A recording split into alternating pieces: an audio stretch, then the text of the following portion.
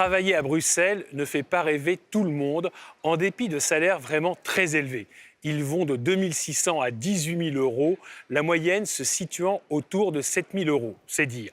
Si les ressortissants d'Europe de l'Est sont légion à passer les concours, Allemands, Français ou Néerlandais ne se bousculent pas au portillon.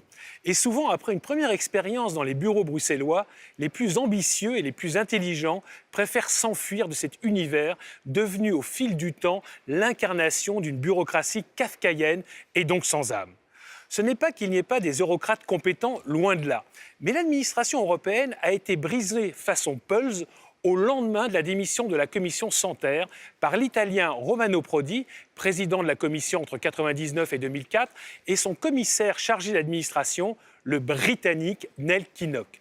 Les deux hommes ont voulu en finir avec un corps d'élite conçu sur le modèle français du recrutement au mérite et l'ont transformé en un corps de gestionnaires.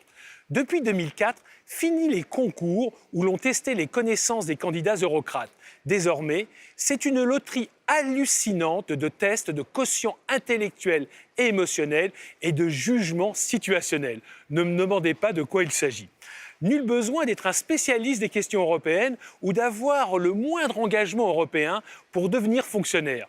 Il suffit de réussir des suites logiques et de montrer qu'on est capable de travailler en équipe.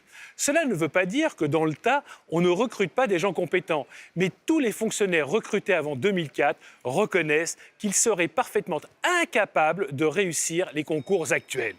Cette réforme doit tout à un certain David Barfield, un Britannique qui fut conseiller de Neil Kinnock. En 2007, cet Anglais a pris la tête de l'agence de recrutement qu'il a lui-même conçue, l'EPSO, et il la dirige toujours aujourd'hui, soit depuis 11 ans. Un record sans précédent, les patrons de tous les autres services tournant tous les 4 ou 5 ans.